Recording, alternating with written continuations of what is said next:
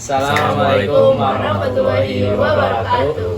Kami dari kelompok 2 ingin menjelaskan dan menerangkan mengenai permodelan dan analisis fungsi alih elektrikal dan mekanikal pada motor DC terkontrol armature untuk memenuhi tugas besar sinyal sistem waktu kontinu dengan anggota kelompok saya sendiri Muhammad Widodo. Saya Nurul Aini. Saya Rendra Sukmawiko. Saya Imi Bagas Setio. Langsung saja ke video penjelasannya. Oke, baik, di sini saya akan menjelaskan pemodelan dan analisis sistem elektrikal dan mekanikal pada sistem motor DC terkontrol armature. Yaitu, yang pertama peran fungsi motor DC. Motor arus DC adalah komponen penting dalam dunia teknologi modern karena kemampuannya dalam mengubah energi listrik menjadi energi mekanik. Motor ini dipilih dalam banyak aplikasi industri dan sistem elektronikanya karena pengendalian yang mudah, khususnya dalam mengatur kecepatan. Motor listrik DC menggunakan tegangan searah pada kumparan medan stator dan kumparan jangkar rotor untuk menghasilkan gerakan putar dalam prosesnya. Timbul gaya gerak listrik GGL saat rotor berputar dalam medan magnet. Baik, di sini saya akan menjelaskan dari perancangan yang telah kami buat. Jadi ada dua sistem, yaitu sistem elektrikal dan sistem mekanikal. Sekaligus dua sistem, itu simulasi di sistem yang telah disebutkan tadi.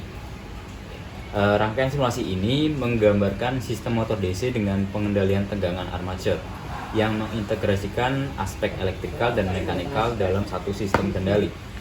Bagian elektrikal mencakup resistor armature dan induktor armature yang masing-masing memiliki nilai 1,2 ohm dan 0,02 Henry.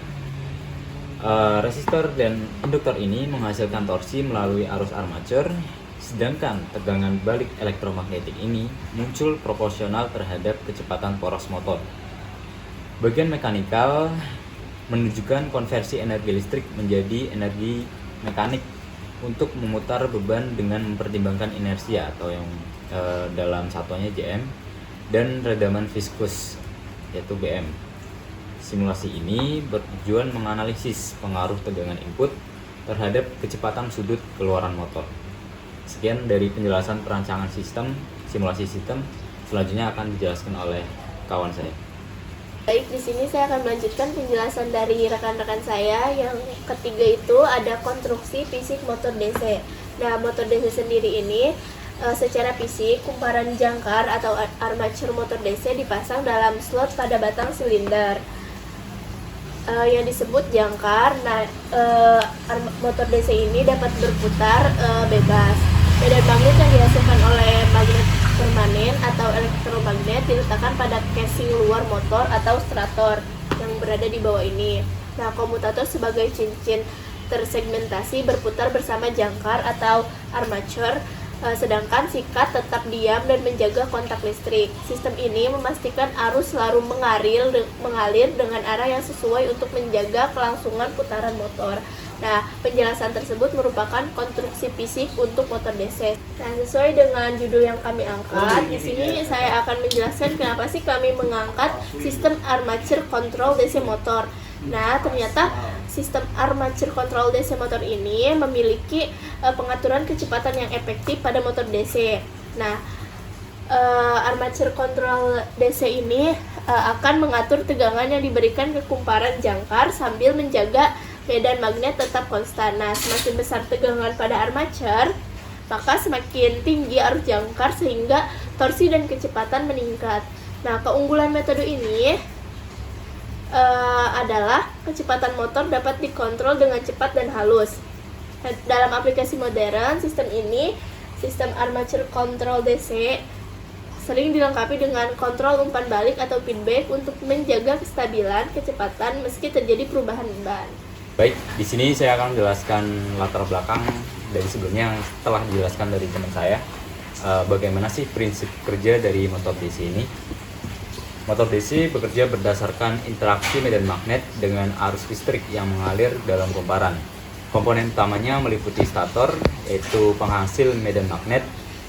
Lalu ada rotor ataupun jangkar, bisa disebut juga kumparan yang berputar. Lalu ada komutator dan sikat, yang bisa disebut juga bus. Arus dialirkan ke rotor melalui sikap dan komutator yang secara mekanis membalik arah arus setiap setengah putaran untuk menjaga agar arah gaya elektromagnetik tetap konstan. Proses ini memungkinkan motor terus berputar sejalan dengan hukum kekeralan energi. Baik, di sini kami akan melanjutkan ke penjelasan mengenai simulink dan mode plot rangkaian yang telah kami buat di software MATLAB. Nah, yang pertama itu ada diagram blok simulasi sistem motor DC. Nah, bisa teman-teman lihat di sini ada diagram yang merupakan simulasi sistem motor DC yang dibangun di lingkungan simulink. Nah, di sini terdapat tegangan input atau PA yang dikurangi dengan tegangan balik EB. Nah, sebagai masukan sistem kelistrikan yang dimodelkan dalam bentuk fungsi transfer function ini. Nah, hasilnya kemudian dikalikan dengan konstanta torsi K untuk menghasilkan torsi elektromagnetik. Kemudian torsi ini akan dikurangi dengan torsi beban atau T-load. Nah, dan masuk ke sistem mekanikal. Nah, di sistem mekanikal juga terdapat fungsi transfer. Di sini bisa terlihat.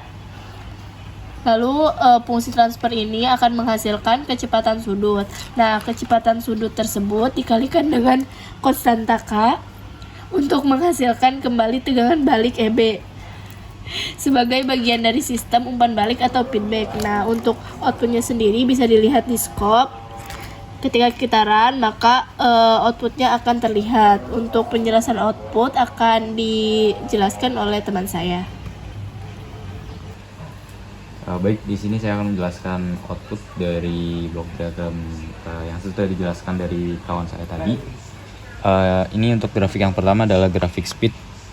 Itu menunjukkan respons kecepatan motor terhadap tegangan input.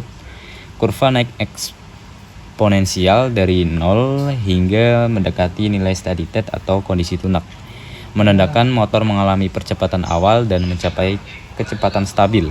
Hal ini terjadi karena gaya inersia dan pengaruh konstanta mekanik J serta redaman B. Dan yang grafik yang kedua yang di bawah ini adalah grafik dari torsi.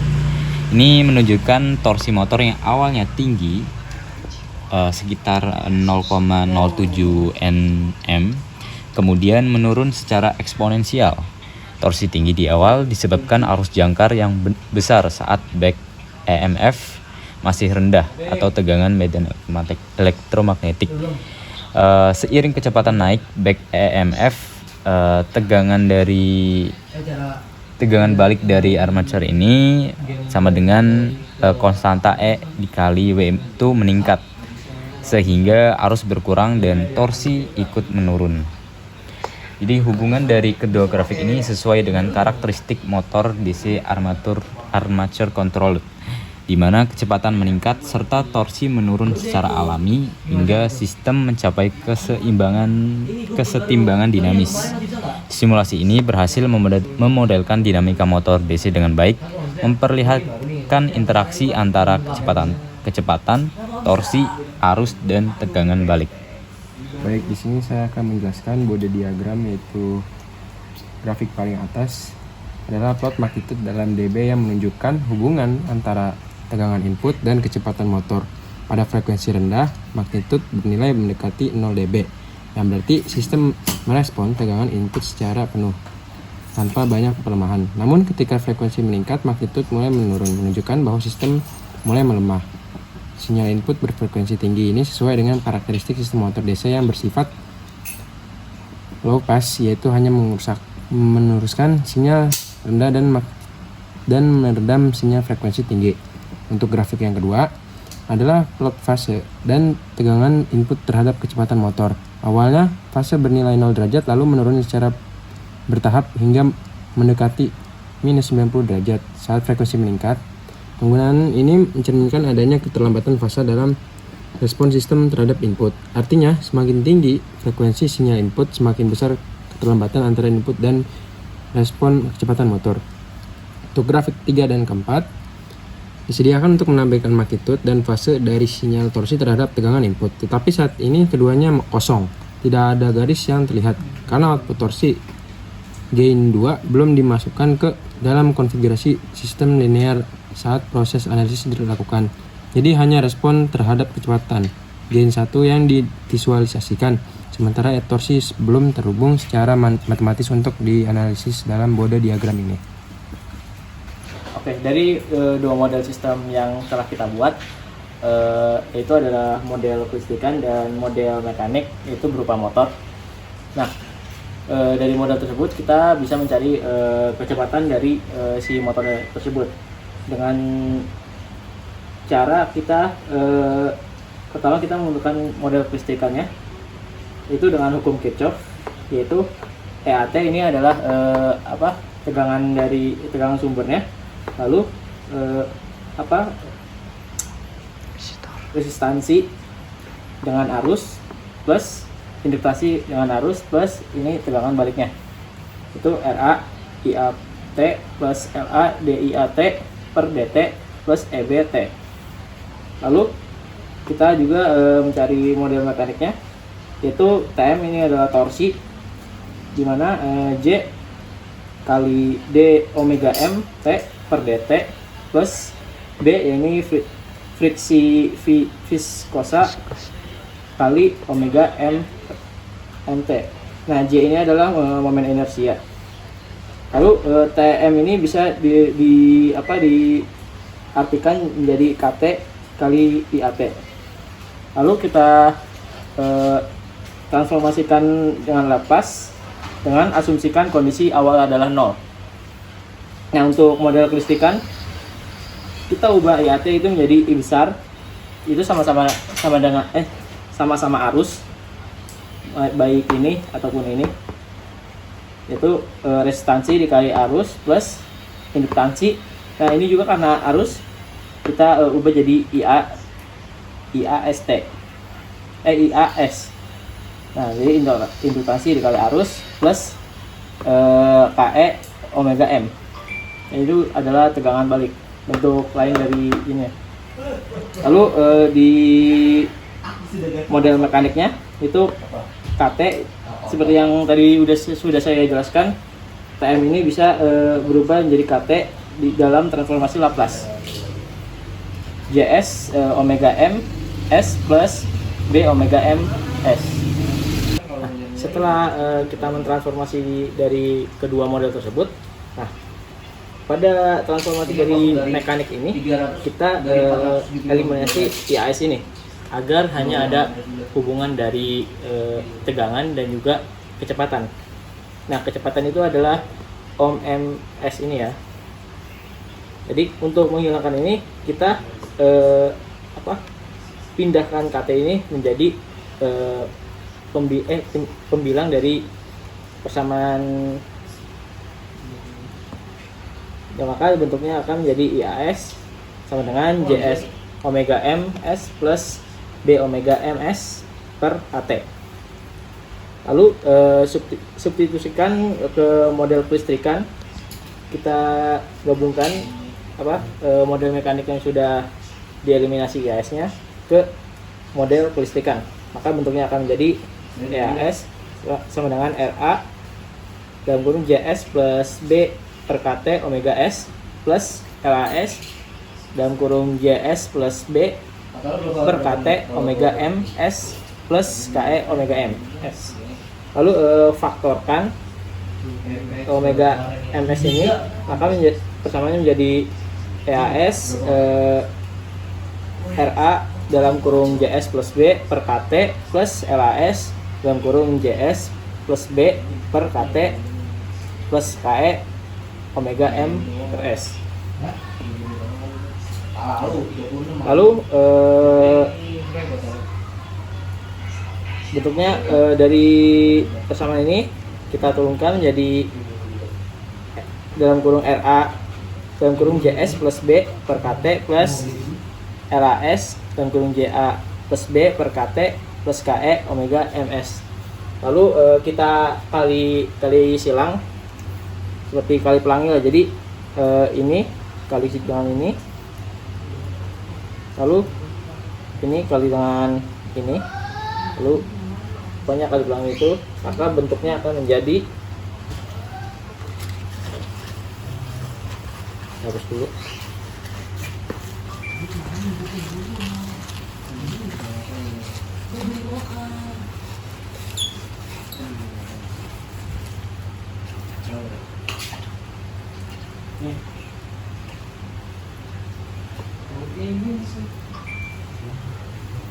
bentuknya akan menjadi EA S sama dengan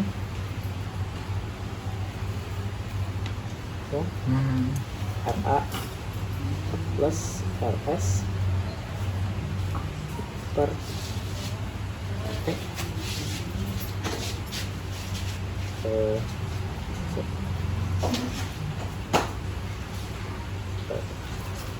JS, ini JS plus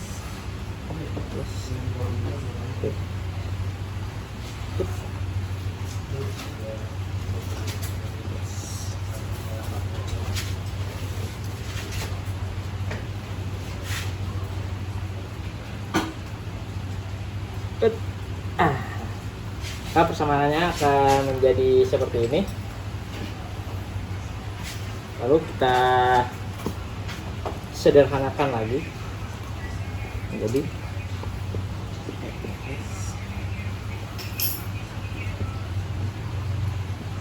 RA kali CS plus RA kali B plus RS kali CS plus RS kali B per RT. Ini harusnya ada KE plus KE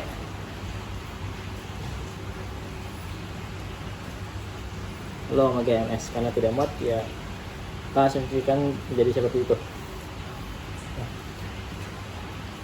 Ini sebenarnya sudah bisa menjadi transfer function, tapi untuk mencari kecepatan itu rumusnya adalah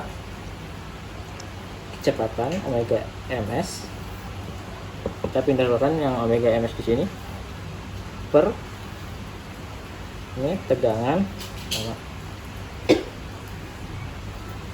sumber,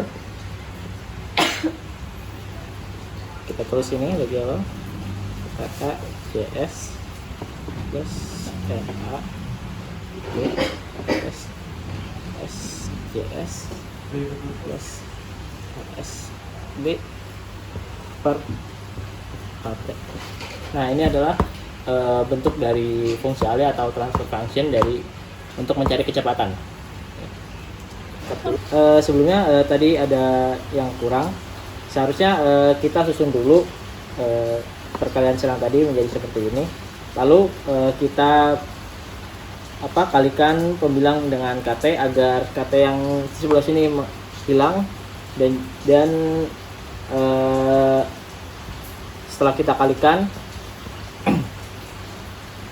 lalu kita pindahkan ohm ms ke sini, maka KT akan menjadi penyebut dari persamaan ini. Nah, jadi bentuk dari transfer function dari kecepatan ini adalah seperti ini. Lalu kita masukkan nilai-nilai yang kita punya, yaitu resistansi itu 1,2 ohm, induktansi 0,02 Henry, lalu KE ini 0,06 V kali S per rad, lalu KT 0,06 Newton meter per ampere, lalu J 6,2 kali 10 min 4 nanometer per second kuadrat per rad, lalu B ini 1 kali 10 min 4 nanometer kali S per rad. Nah, kita masukkan ke persamaannya. Tadi induktansi adalah 0,02 kali dari J ini 6,2 kali 10 min 4, maka kita memperolehkan hasil 1,24 kali 10 min 5. Lanjut dari LAB plus RAJ. LAB ini tadi ini adalah induktansi dan B adalah friksi viskos 0,02 kali 1 kali 10 min 4, kita memperoleh 2 kali 10 min 6. Lalu resistansi dikali momen inersia itu J sama dengan 1,2 kali 6,2 kali 10 min 4, kita memperoleh 7,44 kali 10 min 4. Lalu kita jumlahkan hasil dari kedua perkalian ini menjadi 7,46 kali 10 min 4. Lalu yang terakhir resistansi dikali friksi viskos yaitu 1,2 kali 1 kali 10 min 4 sama dengan 1,2 kali 10 min 4, dan KT kali KE sama dengan 0,6 kali 0,06 sama dengan 3,6 kali 10 pangkat min 3. Kita jumlahkan, maka kita memperoleh hasil 0,00372. Maka bentuk transfer function dari kecepatan ini adalah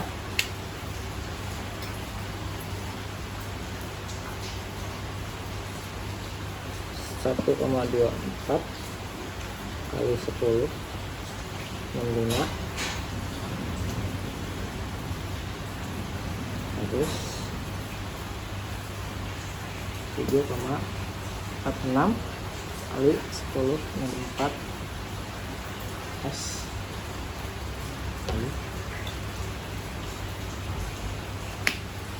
plus 0,00372. Jadi bentuk transfer function dari kecepatan ini adalah KT per 1,24 kali 10 pangkat min 5. Oke. Tadi ada kesalahan. Jadi bentuk transfer function dari kecepatan dari dua fungsi tersebut yaitu omega m s per TA s atau kecepatan per tegangan input sama dengan KT atau torsi per 1,24 kali 10 pangkat min 5 S kuadrat plus 7,46 kali 10 pangkat min 4 S plus 0,00372. Jadi ini adalah bentuk dari transfer function dari kecepatan dari dua sistem yang kita gunakan. Oke, selanjutnya kita mencari torsi dari motor tersebut, yaitu torsi itu berhubungan erat dengan momen inersia plus friksi viskos dikalikan dengan kecepatan sudut. Maka bentuknya akan jadi PMS sama dengan JS omega S plus B omega S. Ini dalam domain waktu. Lalu kita susun ulang menjadi torsi motor sama dengan momen inersia plus friksi viskos dikalikan dengan kecepatan sudut. Nah, tinggal kita masukkan nilainya.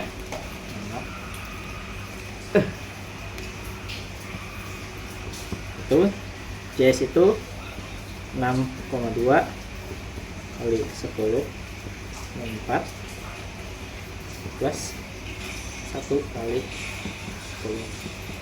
4 kali S. Nah,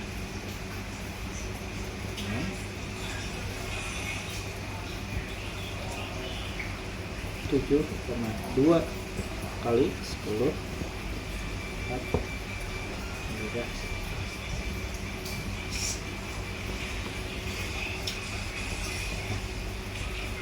Ini adalah hasil dari kita masukkan 6,2 kali 10 min 4 plus 1 kali 10 min 4 dikali omega ms. Kita memperoleh hasil 7,2 kali 10 min 4 kali omega ms. Jadi torsinya adalah segini. Oke. Sekian video penjelasan mengenai tugas besar sinyal sistem kontinue. Jika ada salah kata mohon maaf. Wassalamualaikum warahmatullahi wabarakatuh.